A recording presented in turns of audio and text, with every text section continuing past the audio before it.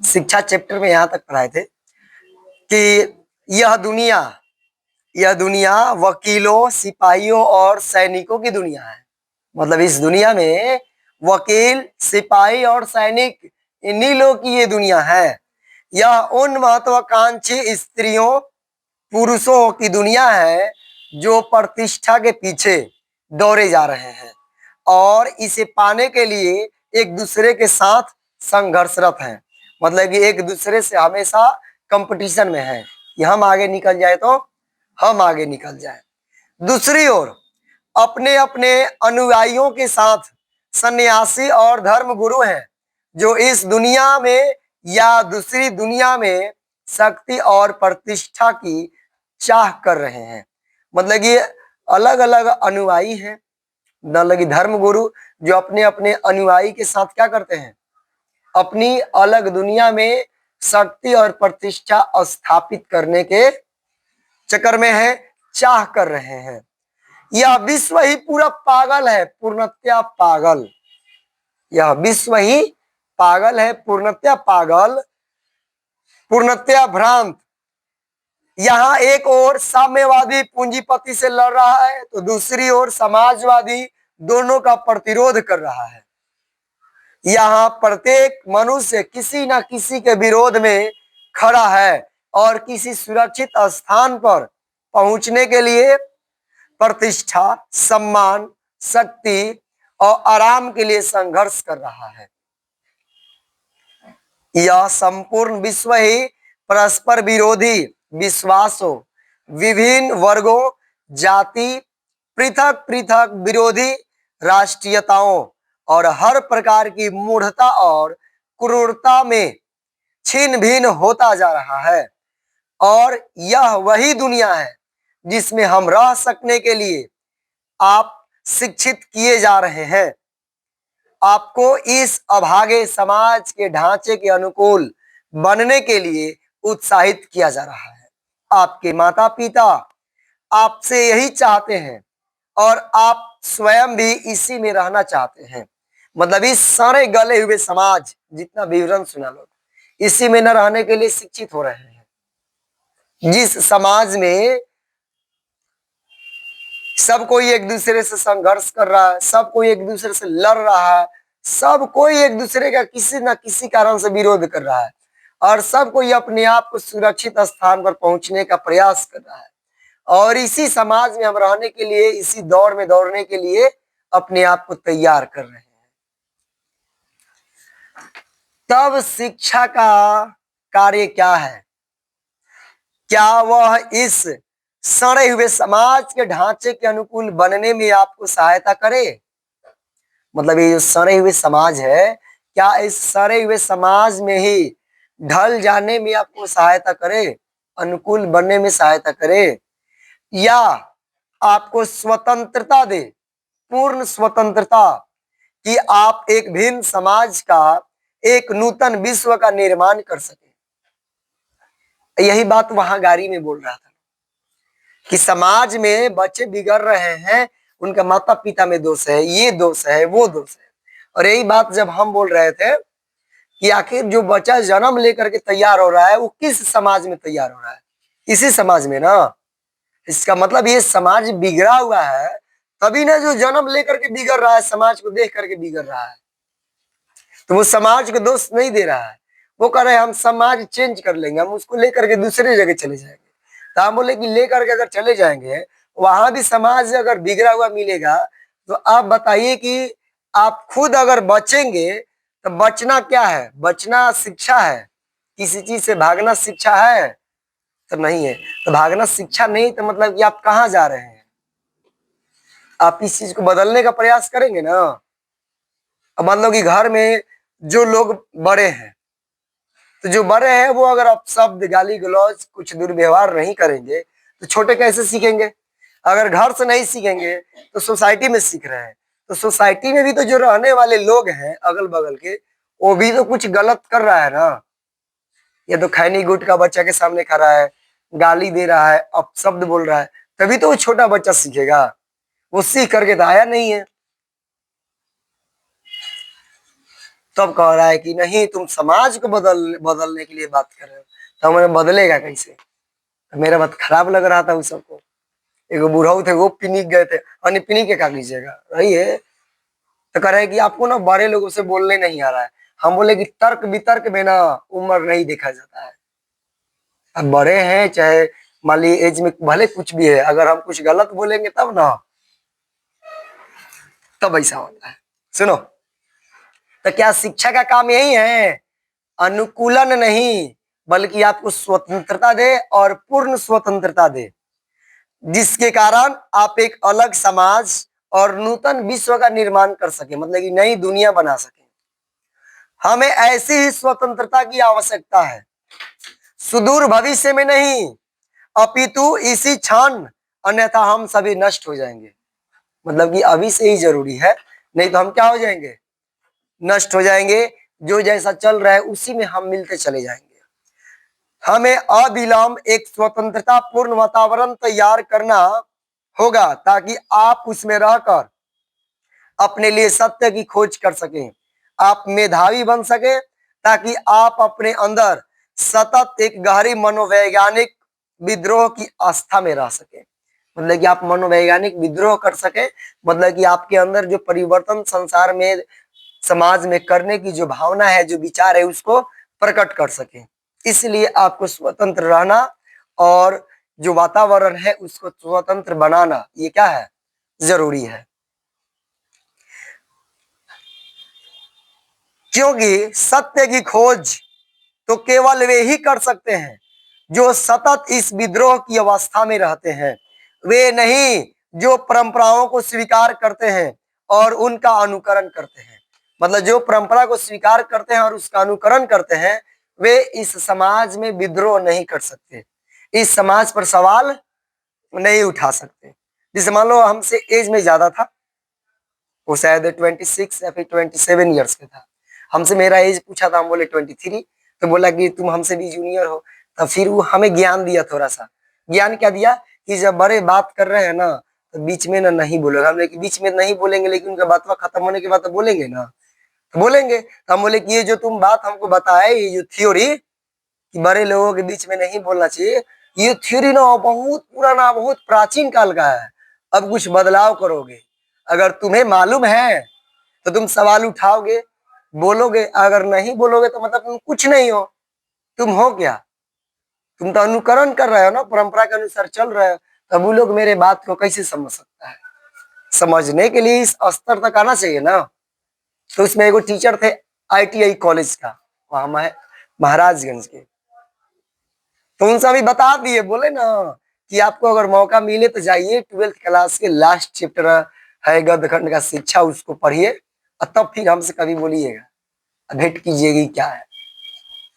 इसमें बोला गया ना इस चैप्टर में कि जो मनुष्य है वो पूरा जीवन भर किसी ना किसी चीज को लेकर के भयभीत है।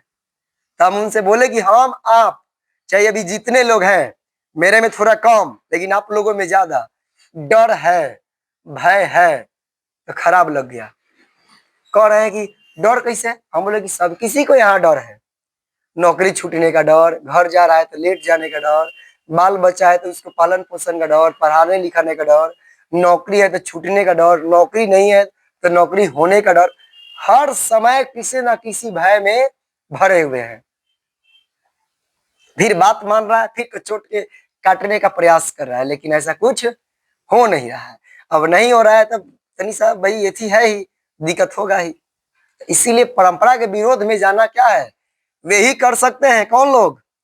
जो विद्रोही रह सकते हैं, जो लोग परंपरा का विरोध कर सकते हैं ना, जो परंपरा का अनुकरण नहीं करेंगे, परंपरा पर सवाल उठाएंगे, वही लोग विद्रोही अवस्था में रह सकते हैं। आप सत्य, परमात्मा अथवा प्रेम को तभी उपलब्ध हो सकते हैं जब आप अविच्छिन्न खोज करते हैं, सतत निरीक्षण करते हैं और निरंतर सीखते हैं। मतलब कि हमेशा निरंतर सीखने का प्रयास करते हैं, सीखते रहते हैं। आप हमेशा निरीक्षण करते हैं, मतलब कि हर चीज का टेस्टिंग करते हैं। टेस्टिंग मतलब कि कैसे होता है कि लोग बड़े लोगों से बात करने में झिझकते हैं, डरते हैं। तो जब डरते हैं तो वो निरीक्षण करेंगे ना, निरीक्षण करने का मतलब है कि चलो हम इनसे बोल के देखते हैं ये मेरे लिए क्या बोलेंगे। जैसे कैसे हमसे कोई बोलता है, तू लोग बोलता है लो ना सर हम कुछ बोल देंगे, चाहे और एक दो आदमी है उधर साइड में कि जो बोलता है लोग हम कुछ बोल देंगे, तो हम क्या बोलते हैं, बोलो।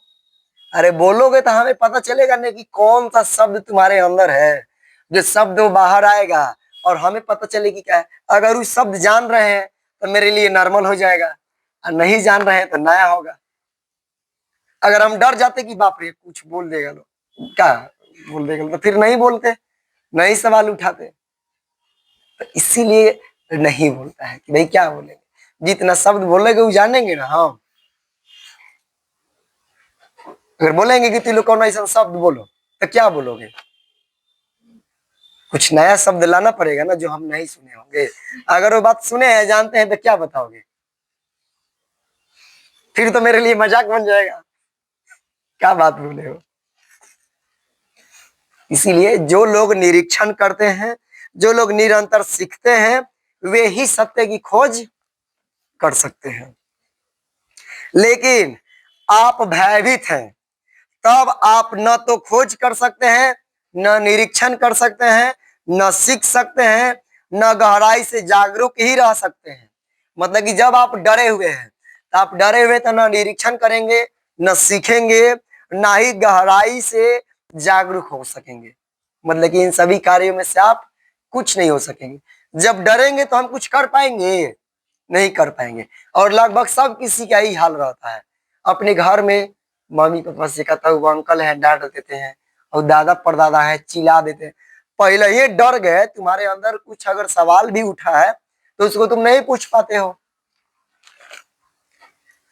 अब सुनो, तो सबसे अंतः यही बात है इसमें कि निर्विवाद रूप से शिक्षा का कार्य है कि वह इस आंतरिक और बाह्य भय का उच्छेदन करे।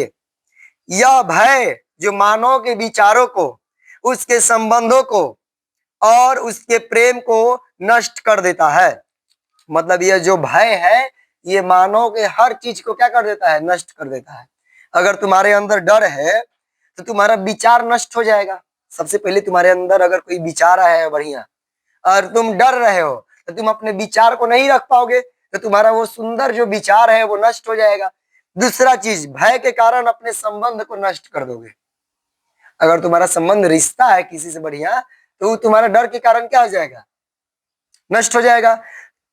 और उसके प्रेम को भी नष्ट कर सकते हो। मतलब कि अगर डर है तो तुम्हारे अंदर जो प्रेम है वो प्रेम भी क्या हो जाएगा, डर की वजह से नष्ट हो जाएगा। जो एक माता पिता और जो बच्चे हैं इन दोनों के बीच में जो प्रेम है वो प्रेम एक दूसरे के सामने प्रकट ही नहीं कर पाते हैं। अपने अंदर इस भय में दबाए दबाए क्या हो जाता है, नष्ट हो जाता है। अंदर होता है कि हम एकदम भवा के फपा के प्रेम निकाले, लेकिन वो भावनात्मक रूप से दबे रह जाता है। वो भावना जो है वो भय में क्या हो जाता है, दब गया रहता है। सब कोई कहता है कि हाँ मतलब कि हम मम्मी पापा से प्रेम करते हैं, मम्मी पापा कहता है मेरे लिए बाल बच्चा ही संसार है। तो क्या वो जो अथाह प्रेम रखा है अपने अंदर वो क्या कभी दिखाया सामने, वो एक भय में जी रहा है। उस भय के कारण ही क्या है, उस अथाह सागर रूपी प्रेम को अपने अंदर दबाए रह गया है, जो कि इस भय के चलते क्या है, नष्ट है। तो शिक्षा का यही काम है, इन सभी चीजों को अपने अंदर से क्या करना, बाहर निकाल पाना। और इसी चीज को निकालते निकालते ऋषि मुनि बन जाने के बाद भी नहीं निकल पाता है, क्योंकि इसको निकालने के लिए शिक्षा चाहिए। यह पूछा जाता है यदि सभी व्यक्ति क्रांति करेंगे तो क्या विश्व में अराजकता नहीं फैल जाएगी। मतलब कि अगर सभी लोग मिल करके क्रांति करेंगे तो क्या विश्व में अराजकता नहीं फैल जाएगी। मतलब कि सब लोग किसी ना किसी चीज को लेकर के सवाल उठाएंगे, विरोध करेंगे, तो क्या अराजकता नहीं फैल जाएगी। लेकिन क्या हमारा वर्तमान समाज इतना सुव्यवस्थित है कि यह प्रत्येक व्यक्ति द्वारा की गई क्रांति से अव्यवस्थित हो जाएगा। मतलब इतना व्यवस्थित समाज है, एकदम फ्री है, कोई भी अपना विचार प्रकट कर सकता है, अपने अंदर की बात को रख सकता है, नहीं। तो इतना व्यवस्थित भी नहीं है। क्या अभी अराजकता नहीं है, क्या प्रत्येक वस्तु सुंदर है, पवित्र है? ये सभी क्वेश्चन है। क्या प्रत्येक वस्तु सुंदर है, पवित्र है? क्या प्रत्येक व्यक्ति आनंद से, समृद्धि से, पूर्णता से जी पा रहा है? मतलब कि क्या प्रत्येक व्यक्ति जो है, हर एक व्यक्ति, वो व्यक्ति आनंद से, समृद्धि से और पूर्णता जी पा रहा है? क्या व्यक्ति व्यक्ति में विरोध नहीं है? क्या चारों ओर महत्वाकांक्षा और प्रतिस्पर्धा नहीं है? मतलब क्या सब लोग अपनी अपनी चाह और अपने एक दूसरे से कंपटीशन नहीं रखा है? अतः हमें सर्वप्रथम यह समझ लेना है कि विश्व में पहले से ही अराजकता है। मतलब यह समझ लेना एकदम जरूरी है कि हमारे आंदोलन करने से, मेरे क्रांति करने से इस विश्व में, इस दुनिया में कोई अराजकता फैलने वाली नहीं है। ये दुनिया पहले से ही अराजकता बनी हुई है, इसमें अराजकता फैला हुआ है। आप कहीं इसे सुव्यवस्थित ना समझ बैठे, कहीं कुछ शब्दों से आप स्वयं को मोहित ना कर लें।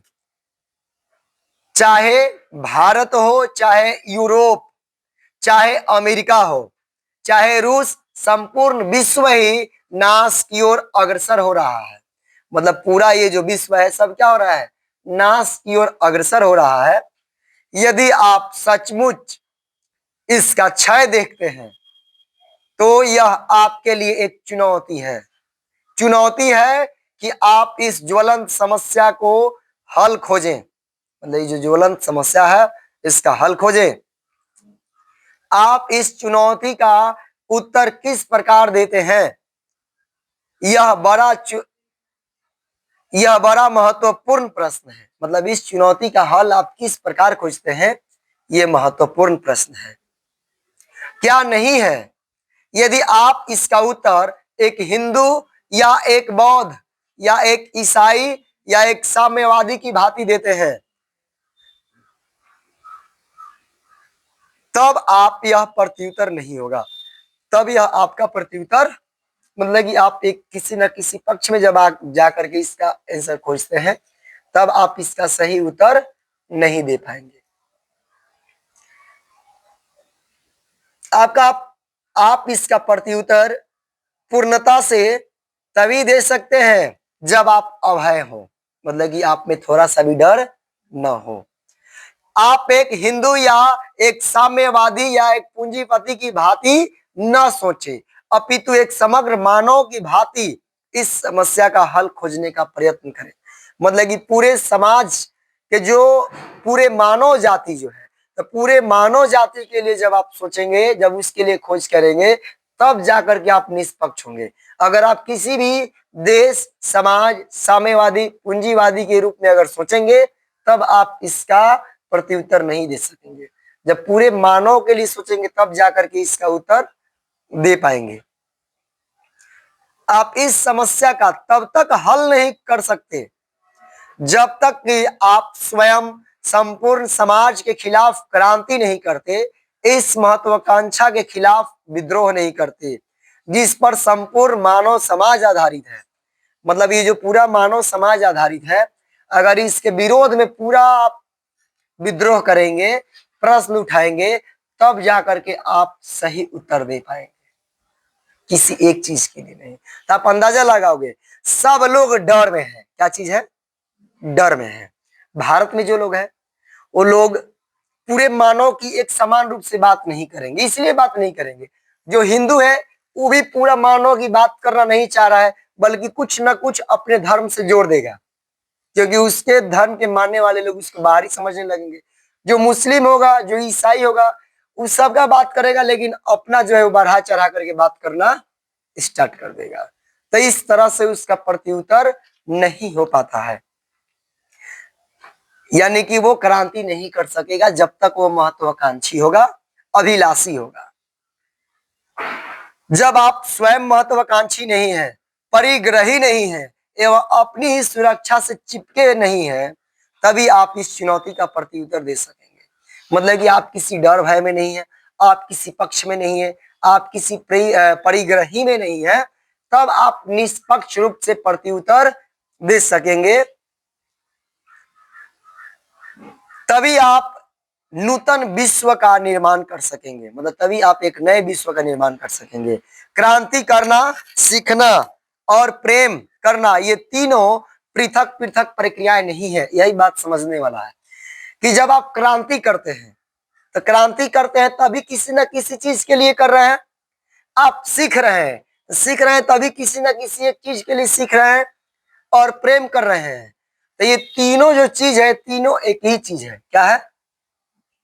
तीनों एक ही चीज। जैसे मान लो प्रेम कर रहे हैं, तो प्रेम कर रहे हैं तो सबसे पहले आप क्रांति करेंगे, लोगों को विरोध करेंगे, ठीक। विरोध करेंगे तो उससे कुछ ना कुछ सीखेंगे, और सीखेंगे तो वही चीज है कि आपके अंदर प्रेम है।